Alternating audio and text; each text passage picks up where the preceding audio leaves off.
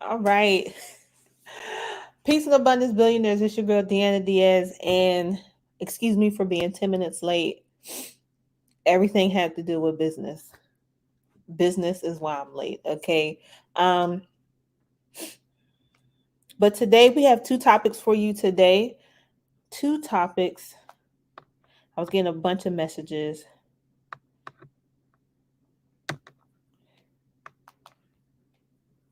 Getting a bunch of messages, you guys, about going live. And I was supporting my friend Twins Inc.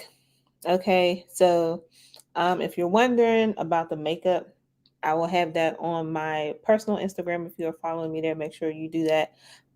Today, we're going to talk about two topics. The first topic is football is gay, and about lithium ion batteries, and why does it matter, especially as a business owner. All right, so I'm going to wait a couple seconds. See what's going on with everybody. But yeah, today I really didn't do much today. Mostly what I did today, I had off today. So today was my off day. And today basically, um, I woke up at 5, worked on some stuff, did some stuff. I uploaded some podcasts, and then I had to go do some stuff on my car, then some other personal stuff. Then I went to the gym and did Zumba today. So I did Zumba today, and that was fun. So now I'm going to go ahead and get started. If you're new here, my name is Deanna Diaz. I'm a business coach and entrepreneur. Uh-oh. It says my broadcast has lost connection. Shouldn't be because I paid the bill, honey. So if you're new here, I'm going to keep talking until it comes back on. If you're new here, welcome. Deanna Diaz. And I don't know what's going on with my connection. I don't know, y'all. I might have to try it again. D Nation in the building. You can hear me, but you can't see me. Let me see if I try something. All right. I just can't see you. All right. Boo. Okay. So I was told to keep talking. That's fine. I'm pretty sure all the other controls work. So we're just going to keep it going. And I'm back. I don't know what happened, but I'm back. So if you're brand new here, welcome. My name is Deanna Diaz for the third time. I'm a business coach and entrepreneur, and I'm also your business bestie. So you can hit me up about starting a business, what's going on in your business, how to keep your business afloat, how to build, market, other things like that. If you have special projects going on, I can help you facilitate those projects, get those projects started, running and going, and executed. So that's it on that. If you need anything else, go to deannadiaz.com. So now, my first topic today is the NFL is gay. So Tim Ellis, which is the chief marketing officer of the NFL, I'm pretty sure he and other minds to be, they came up with a marketing scheme to make the NFL feel more inclusive. Okay. The NFL is a big deal. A lot of people don't want to let the NFL die. Even in COVID, they weren't having it. They said, we're going to have the NFL one way or another. We're going to have it regardless. Okay. Um, Build it as we fly. Hey, all day. And shout out to Twins Inc. I appreciate you. All right. Um, so there's 2 points from the presentation that he gave. One of it is it's the strategy to commit to a more progressive worldview was accelerated by 2020 social justice initiative. Hold on, let me back up. So I said it in the beginning that they're going to talk about the NFL is gay. All right. This is Tim Ellis's team to make the NFL more inclusive to everybody, lottie dottie, everybody. Okay. And that was his whole gist. So now I'm going to go ahead and read his 2 points. The 2 points is this is the first one. It's the strategy to commit to a more progressive worldview was accelerated by the 2020's Social Justice Initiative. Of course, the league's own players have been asking the NFL to be outspoken about social justice since 2016, when several started protesting police brutality and racism. That's the first point. The second point is we should have listened to some of the powerful voices of our players, including Colin Kaepernick and Eric Reed and Kenny Stills. Ellis said, naming athletes who were criticized and unsupported by the league. They were talking about social injustice, but they were unsupported by the league, right? When they started kneeling during the national anthem in 2016. He then says, we realized that we needed to step up and use the full power and influence of our platform to address and help create true change. All right. So that's what he said in his last presentation. Now I'm gonna go ahead and play you guys the new one of the new NFL commercials.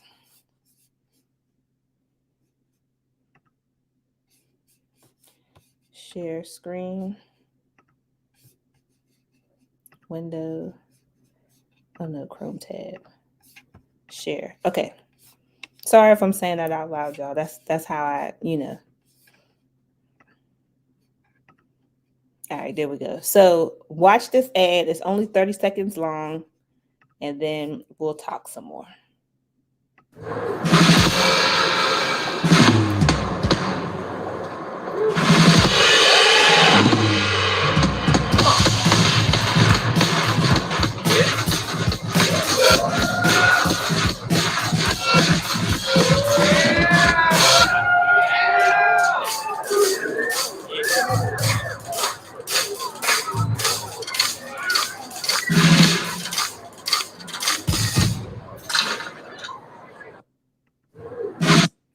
All right, so you guys just watched that commercial,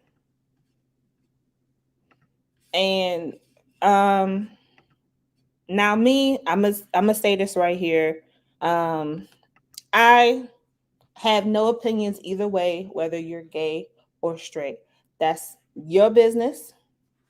Something that you want to do, or that's the path. All right, that's your path. Okay, first and foremost, I have no say so. I know what I like, what I gravitate towards, and what you know tickles me pink. Okay, so that's first and foremost. Second of all, so I just find it funny that so many people are now riding the LGBTQ community train.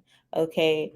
Um, I'm not saying that they're different people and they should have to live a certain or different way. That's not what I'm saying. I just feel like um, don't wait until the money is affected or the money is involved to show a genuine interest or whatever.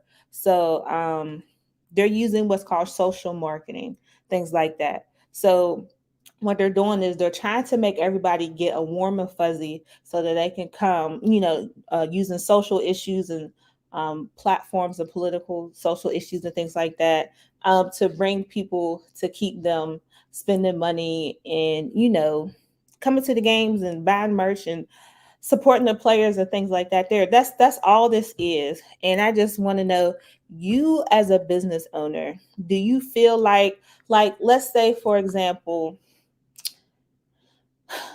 let's say that Chick-fil-A, I know that's kind of sensitive, like the CEO, the owner of Chick-fil-A, he's not really for the LGBTQ community. And he hasn't changed his stance on that. He still sells chicken, what they call blessed chicken, Monday through Saturday. Line still long as heck, no problem. Do you feel like as a business owner, if it's something that you don't truly believe in or believe that you should support it, do you believe that you should create ways for you to support it?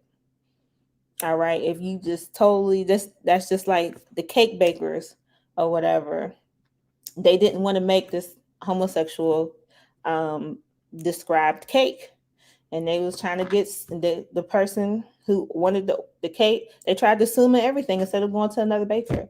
You know what I mean? I just want to know what you think about that. For me, if I say it's one thing, how I run my business, if I say it's one thing, I understand the consequences or non-consequences that I'm going to face as a business owner. Um, you know, but at the end of the day, I'm going to stay 10 toes down in that. That's just me. All right. And then a little bit more recently, the NFL has promoted talking about depression and anxiety amongst its players and has seen the first openly gay player come out of the closet to wide support from his teammates, as well as league placing social justice messaging on the field. I wanted our players to be relatable, which meant removing that proverbial helmet and showcasing a more human face to the league. A league that's willing to have tough conversations, authentically lean into youth culture, and stand behind the players and what matters most to them, said Ellis. Now, this is a bonus quote.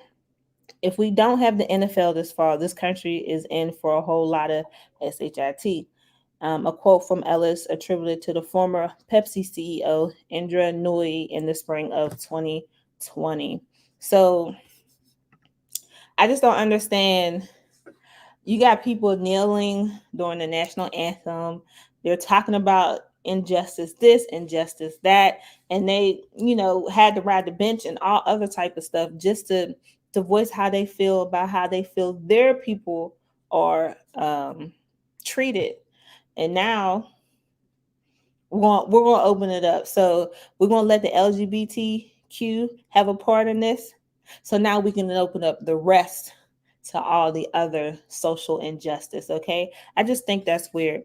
Um, but whatever you do, stand 10 toes down in it. That's all I got to say. Let me know your thoughts about that. So now my second topic of today. Okay. My second topic for today is going to be about lithium ion batteries. And I know you're like, what about lithium ion batteries? Okay. So last Wednesday, BMW became the first latest member of an exclusive multi-million dollar club and invested in Lilac Solutions. Okay. Um, it's a startup trying to make lithium extraction faster and more efficient. The German car company joined Lower Carbon Capital, T. Rowe Price, SK Materials, and others in the Lilac's $150 million Series B round. Why does this matter? Okay. Demand for lithium, which is used in batteries for smartphones, computers, electric vehicles, has shot up as more automakers commit to moving away from the gas-powered cars.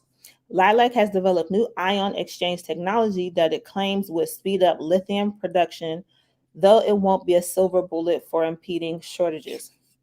So now I'm gonna show y'all a little chart from 2017 and what it's projected to do all the way up in 2031.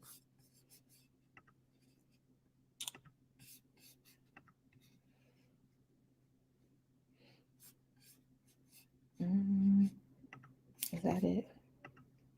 Okay. So as you can see right here, this is the orange is the lithium demand for transport and the total lithium in demand. So as you can see in 2017, even though the invention of lithium batteries have been here for a while. That's where it started at, really started to take off in 2017. And as you can see, the demand is going to be, they're projecting the demand to be increasingly higher. Okay. Um, so that's something to look forward to, or something to think about moving forward, should I say. Okay. So now, lithium ion batteries, it's an interesting thing because did you know that I like to do research now? Did you know that the actual product lithium was used to treat mood swings? Bet you didn't know that. Well, you might have. I'm not gonna say you didn't, but I found that out and I thought that was really interesting. So let me go ahead. I want y'all to see what it looks like. Is that it? Don't want that. Hold on. So I don't want that no more. Where we at? All right. So I'm gonna show y'all what lithium looks like.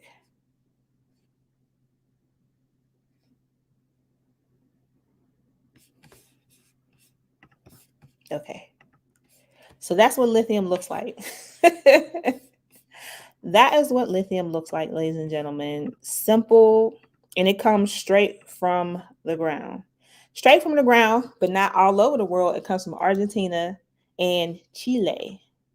Argentina and Chile. So, of course, I always want to know where stuff comes from. All right. So, about lithium, lithium is a naturally occurring element, which is number 3 on the periodic table for all you, you nerds and you geeks out there.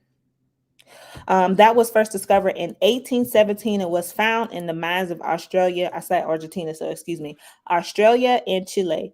Its mood stabilizing effects, however, were not recognized until late in that century. In fact, some conclude that gout was the cause of mood disorders. Lithium-rich mineral springs have historically been touted for their healing properties. It was first used for mania in the late 1800s, with Denmark leading the way. A little was published about the medication for more than half a century. All right, so that's what lithium ion was. It was mainly used for. Either I couldn't read how they used it. I don't know if they rubbed it on themselves or if they burnt it down and ingested it, because it is a natural source. It comes from the earth, right? Just like magnesium, copper, and things like that. It comes from the earth. So now, and I know I'm kind of getting off subject, but I like the history. I like backstory. So bear with me. So there was 2 people who not came up with, but they found out a way of how to present lithium in a more energy sense. Okay, those 2 people are M. Stanley Whittingham and John B. Goodenough. That's his name, John B. Goodenough. Okay, so Stanley Whittingham, and I'm gonna bring up his picture.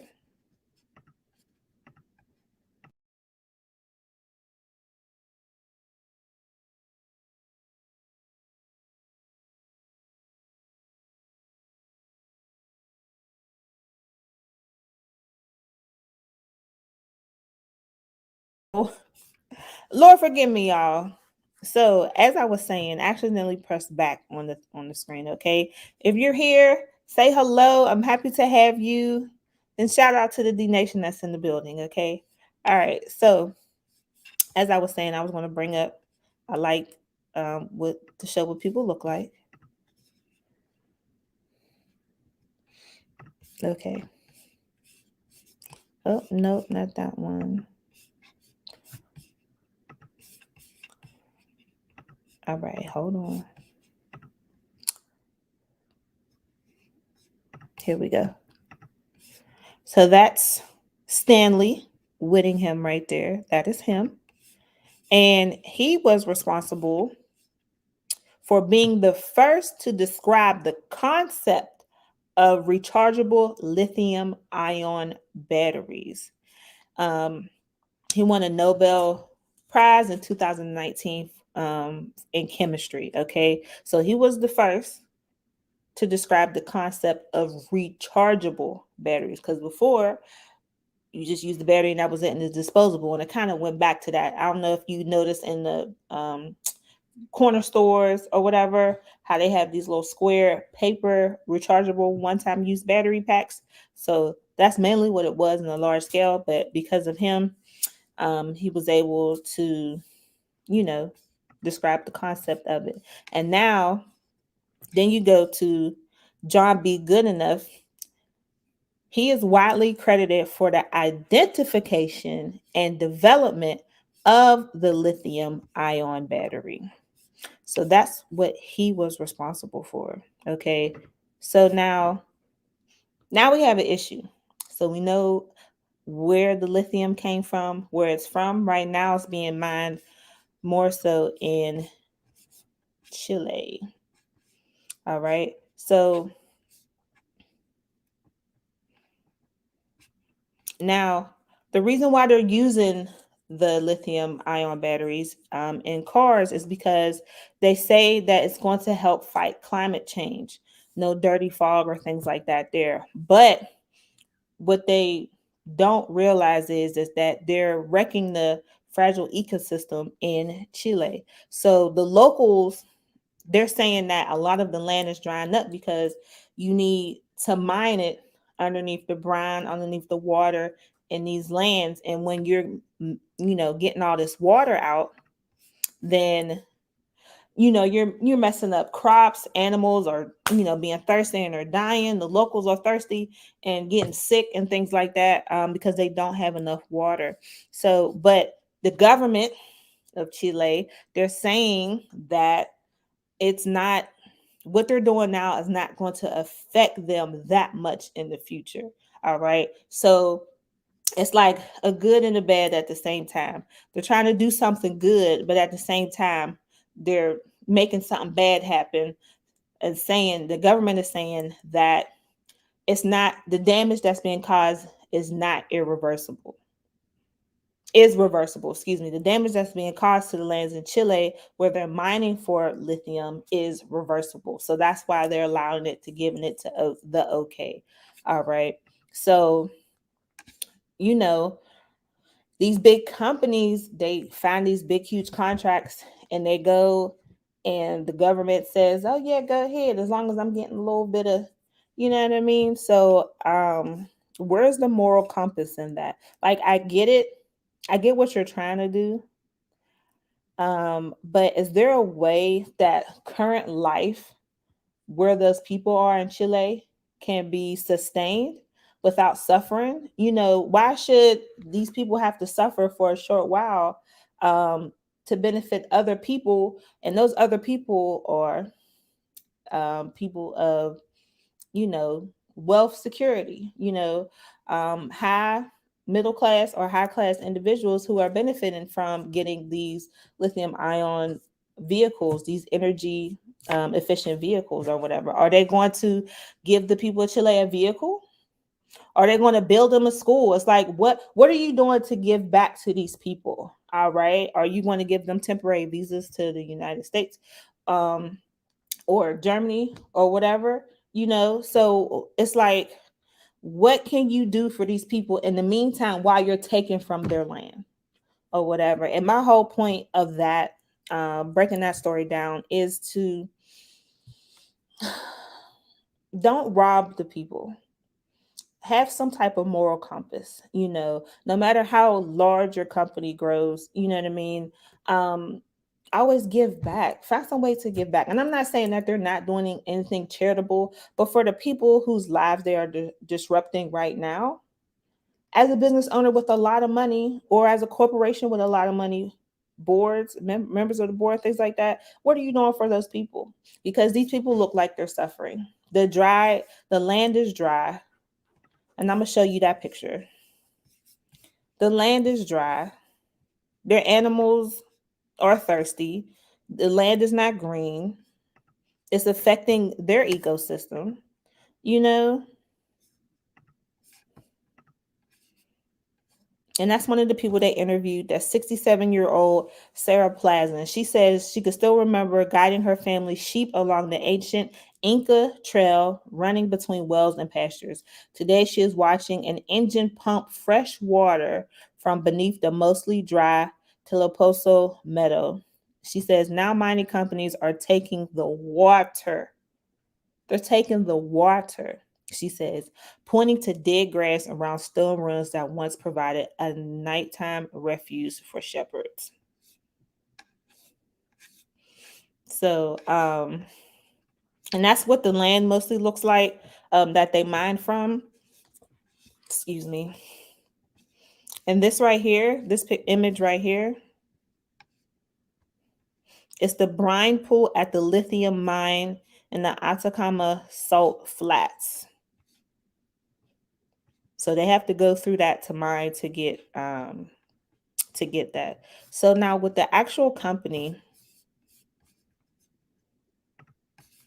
which the company being Lilac Solutions, so they have a machine that um, mines the lithium twice as fast, but they're still not able to keep up with demands in the foreseeable future, is what they're saying. That's what they're doing. So,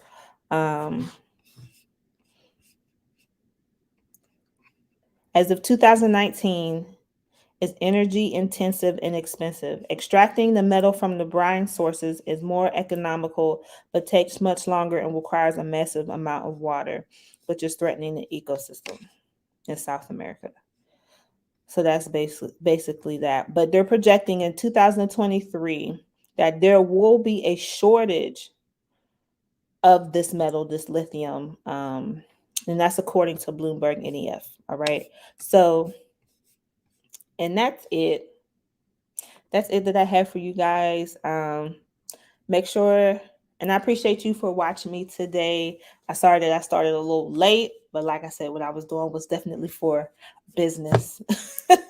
And if you follow me on my other outlets or platforms, then you would know. So if you have any questions, comments, or concerns about today's episode, go ahead and leave them down in the comment section. I would love to read them, whether they be good, bad, or indifferent. Tell me what I could do better. Tell me what you want to hear, things like that. There, I normally talk about business news and ethics and things like that, what you should be doing, what you could be doing to be a better business owner, because it's much more than making money. It's about giving back and contributing to people, because that's what you're doing it for. You're doing it to give back to the people. All right. But you can hit me up on deannadiaz.com. I redid the website, so make sure you go check that out. And the Real Deanna Diaz on Instagram, Twitter, Real Deanna Diaz, all that good stuff. Deanna Diaz, Google me and I will pop up, honey. I promise you. But thank you so much for tuning in. Know that I love y'all. Peace and abundance, billionaires. And I can't wait to talk to y'all tomorrow. Tomorrow, if you're on my Instagram, because I go on my stories every day and I just run my mouth. But other than that, thank you guys so much for tuning in. Y'all stay blessed. Peace and abundance.